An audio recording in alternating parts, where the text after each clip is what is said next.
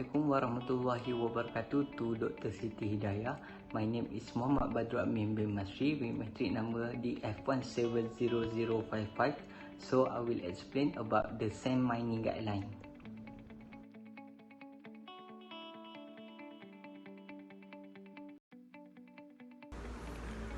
Assalamualaikum warahmatullahi wabarakatuh and a very good day to you.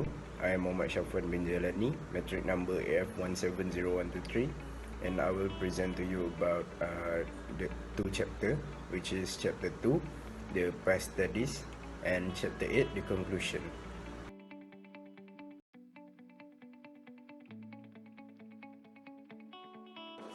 Assalamualaikum warahmatullahi wabarakatuh. My name is Nur Shakila binti Nasruddin and my matrix number is DF170071.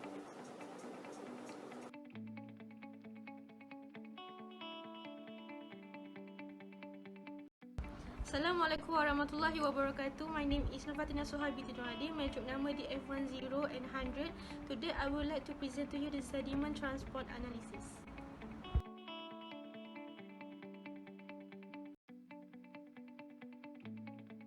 Hi, Assalamualaikum. My name is Siti Khadijah binti Othman. My metric number ATF170193.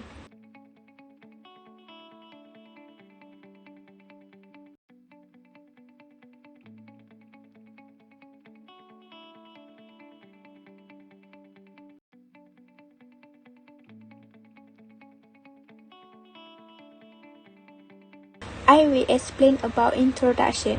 The river sand and gravel have long been used as aggregate for construction of road and building. The second, today as we know, resources has increased in a greatest amount alignment with the rapid growth of construction and building. Third is, have many rivers and their floodplain have abundant quantities of sand and gravel that is mined conveniently and economically for varieties of uses. Next point is, has many rivers and their floodplains of sand and gravel that is mined conveniently and economically. And the physical impact of sand mining influence disrupt sediment supply and channel form. The last is impact to the biological resources include removal of fauna, epifauna, and some bait fish and alteration of the available substrate.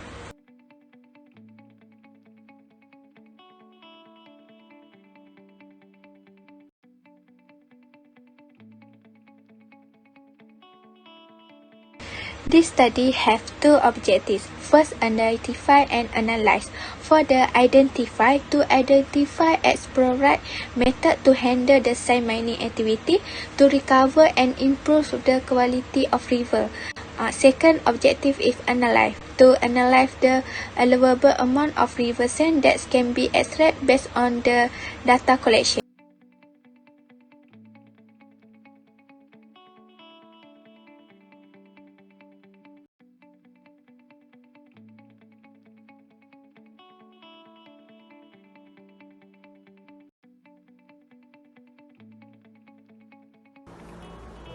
For the chapter 2, for the past study in chapter 2, the case study first in Lestari Jaya Selangor. The objective of the study is to study the sand mining effect, cost and concern in the river. And the second objective is to determine the likelihood of sand deposition and the flow of sand in the Selangor River by using hydraulic and sediment transport modeling.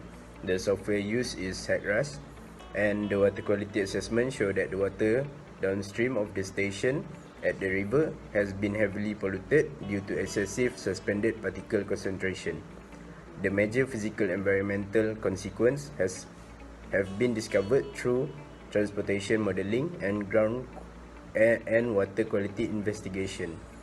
The goal of this research is to look into both the positive and negative effect of sand mining activity. The positive side is in terms of financial benefit and the negative in terms of environmental repercussion linked with possible sand mining activities as well as optimal management method to minimize the negative effect. So the second case study is at Botakiri, Sungai Perak. The objective of this study is to estimate the capacity of river sand removal and its implication on the river, to collect bed soil sample and determine sediment transport at the same time of sampling using a Van Veen grabber and Halley Smith sediment sampler. The use of Van Veen grabber and Halley Smith sediment sampler is to determine the allowable amount of river sand that can be extracted based on the data collection is highlighted in this paper. Based on this research, the total potential volume of mineable sand in Sungai Perak at Botakiri was determined. So the third case study is in Muda River, Langat River and Kurau River.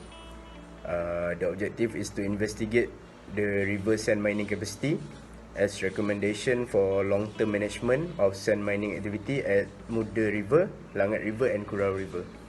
The Young and Land Hansen equation are found to be capable of predicting the trend of sediment transport for these three rivers.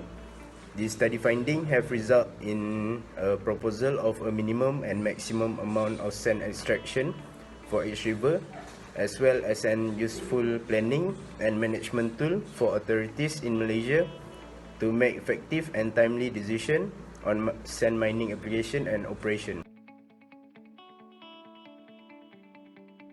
So the third case study is in Muda River, Langat River and Kurau River. The objective is to investigate the river sand mining capacity as recommendation for long-term management of sand mining activity at Muda River, Langat River and Kurau River.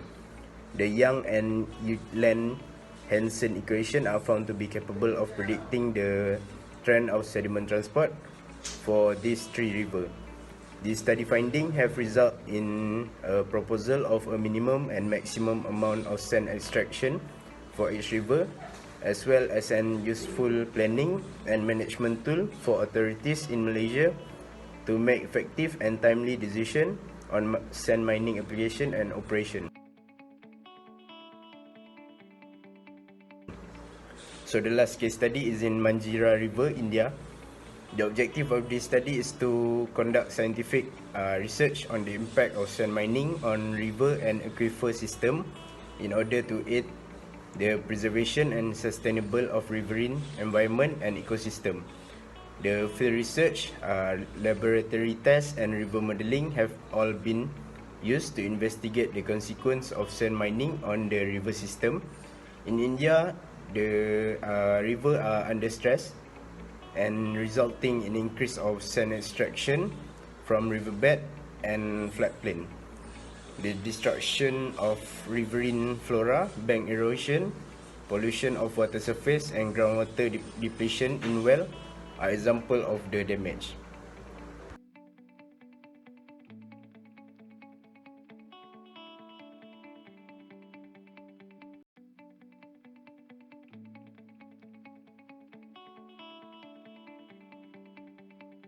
For this project, we choose at Kelantan River. As we know, Kelantan River is a large river at Kelantan, and for the catchment area is 11,900 kilometers, and for the annual rainfall from 0 to 1,075 millimeter. This river have a logging activity at upstream area at Login Highland and sand mining. And for the last, volume of sand mining activity increase each year because activity, industry and construction work.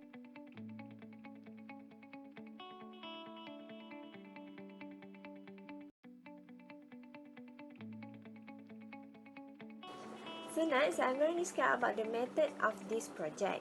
For this project, it was started with identify the problems. Second, we study areas, selections of the study areas and investigation. Next is data collection identifications. Fourth is data analysis of the sediment. And lastly, regarding the result discussion and conclusion.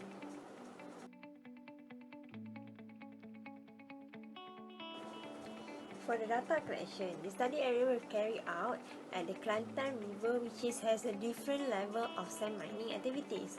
According to the Departments of Irrigation and Drainage, DID, the range width of the Kelantan River are suitable for the sand mining purposes. For the data collection, there is several data that have been collected, which is the first one is floor discharge, bed and bank material, suspended load, bed load, and water surface slope were taken. So there is several equipment that have been used for this project. The first one is current meter. The second one is the Van Wheels equipment. The third one is Hanley Smith. The fourth one is deep integration suspended hand line. Next is the thermometer, and lastly is the total stations.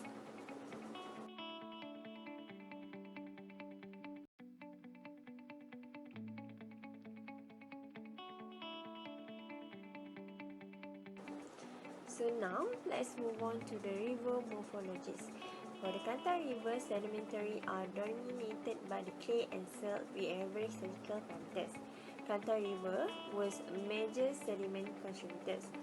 Kelantan River sediment has occurred various of rocks such as sedimentary rock, metamorphic rocks, and granitic rock.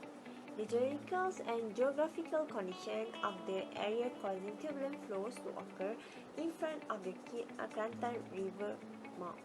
The impact of integration of first degree energy decrease, water turbulence, and hydrodynamic process that occur during transportation phase was reflected in the variation of sediment distribution. As a result of integration process, there were sediment species.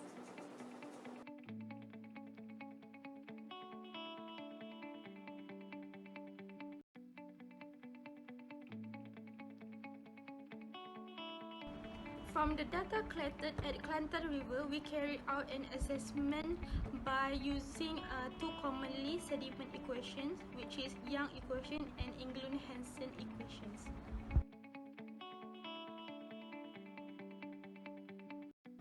There are 5 sets of data collected at 5 points of the Kelantan River.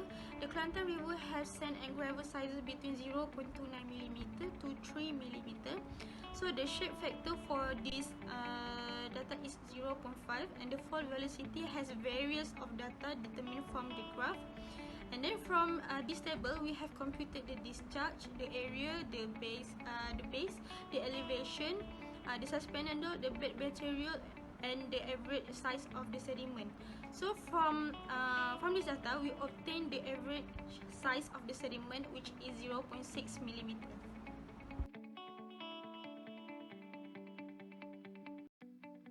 So this is the example of calculation by using Young equation. So we take the point from K1. Firstly, we have to calculate the fall velocity multiplied by the average sizes and then divided by the kinematic viscosity, and then we get 30.2 value. Secondly, we have to calculate the shear velocity U, and then we get 0.05 at meter per second.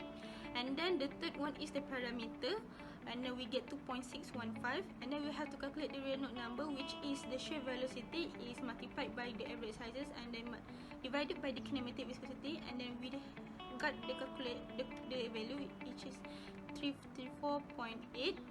and then the critical unit stream, which is Vs divided by the fall velocity, and then we get 0.017.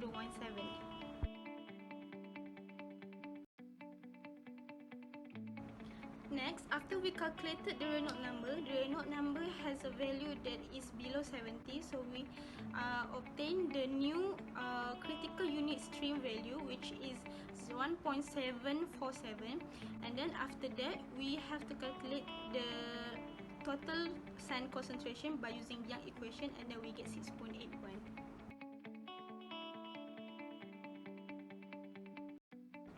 Next, after we calculated the total sand concentration, and then we have to shift log the answer, and then we get 64.57 to the 10 power of negative 5, and then we calculate the total concentration by volume, and then we get 2.4 to the power of 10 negative 4, and then we have to find the total bed material load, which is the total sand concentration by volume is multiplied by the flow discharge and multiplied by the density, and then we get 0.031.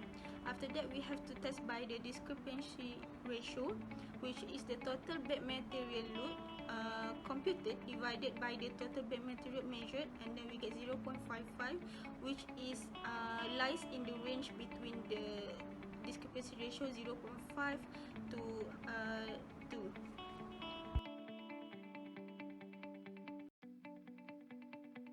So this is the calculation example by using England-Hansen equation. So firstly, we have to find the shear stress along the riverbed, and then we get the value of 6.25 Newton per meter square. And the second one is we have to take the value of the velocity, and then we have to square it, and then we get 0.26.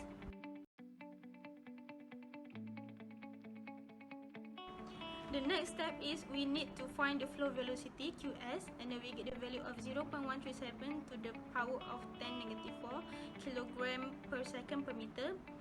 And next thing is we have to calculate the total sediment discharge by weight, which we get 0.27 Newton per second, and from the value we determine the total sediment discharge, which we get the value 0.071. And after that, we have to calculate the water sediment discharge, and we obtain the value is 1730.431 kilogram per second.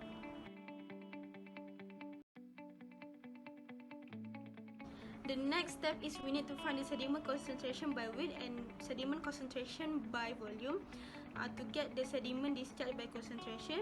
So the first one is we get sediment discharge by weight Ct, when we get the value of 4 to the power of 10 negative 5, and then we have sediment discharge by volume, which is 2 to the power of 10 negative 5, and then we have sediment discharge by concentration, we got the value 4 to the power of 10 negative 5 meter cube per second.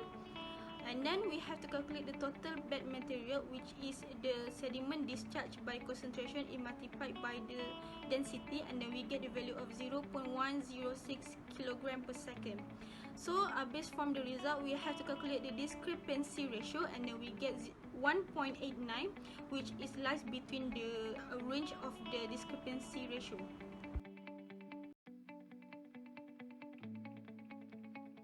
So this is the summary of total bed material load data using Young equation, and from all the parameters above we can see that there is an increasing values. So one of it that is related is the critical unit stream values is increasing, and the total bed material load is increasing.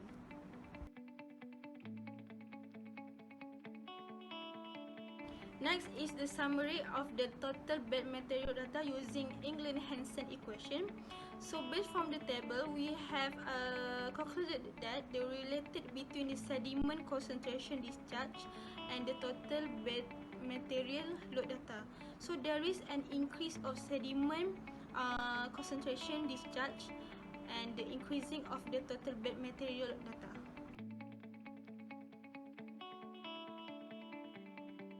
So this is the summary of the discrepancy ratio values data by using two equations of Young equation and England-Hansen equation. So based on from the table, we have computed that all the data has passed the range of the discrepancy ratio of 0.5 to 2, and then we can conclude that the two commonly equations can be used for sediment transport analysis.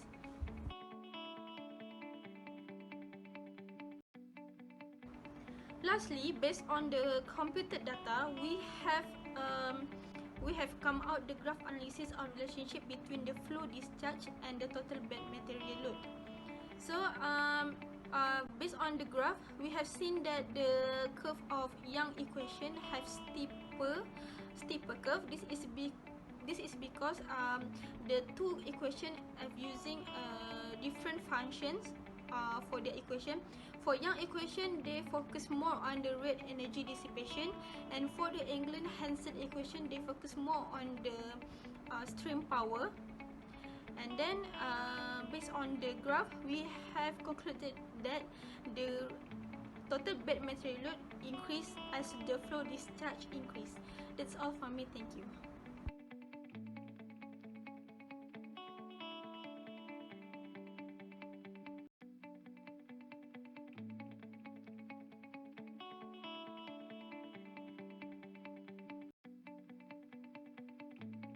Okay, the objective of the sand mining guideline is to control and protect the river from the illegal sand mining.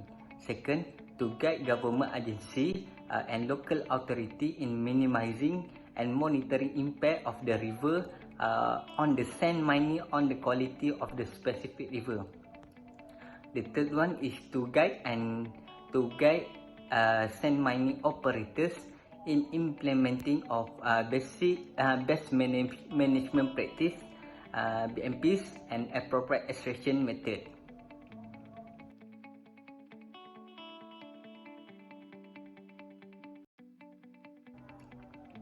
Okay, the general guideline for sand mining can be explained, which is the sand should not be allowed to extract where the erosion will be happen or occurs, such as at the concave bank. Other than that, the sand may be extracted in the dry season from June to November of the years. The third one is sand and gravel should not be extracted within 1000 meter from any crucial hydraulic structure such as pumping station, water intake, bridge, building, and other structure. Okay, the last one is the river which has the problem in aggradation or deposition need to identify first, so the operator will allow to extract the sand deposit in this location to lessen siltation or aggradation problems.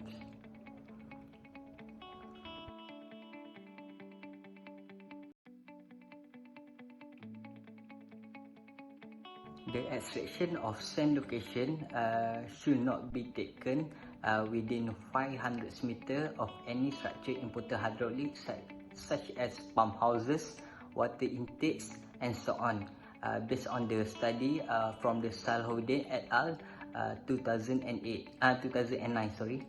Okay. According to the table below, the table was describe the allowable depth of sand extraction that can be only carried out on 1/3, which means the allowable portion of extraction will mediated from the river.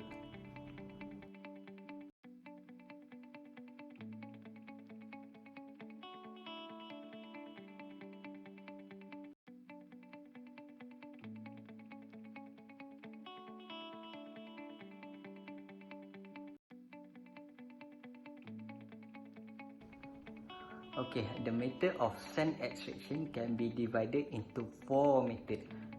First of all, pump and pontoon method, excavator method, dragger method, and manual method. Pump and pontoon method were used to reduce the damage of the riverbank and its reservoir. Excavator method were used when the erosion of the riverbank happened. Dragger method were used when the large river and estuarine parts were involved in this.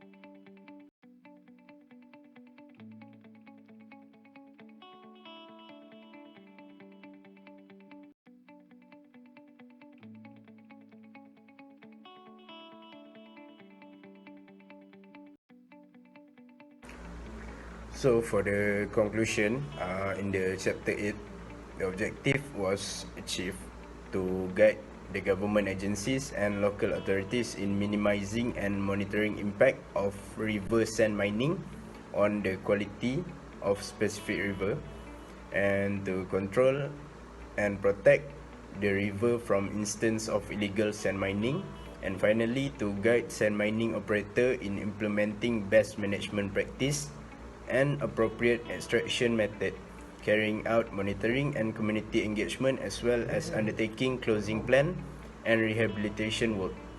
So the selected area was Kelantan River. This range of river width are suitable for sand mining purpose with allowable mining depth up to 1.5 meter. The data analysis is computed using Young and Ulen-Hansen equation for the 5 set of data based on the average size of sediment, and both equations are proven to be suitable for each data. The method of sand extraction are pump and pontoon method, excavator method, dredger method, and manual method.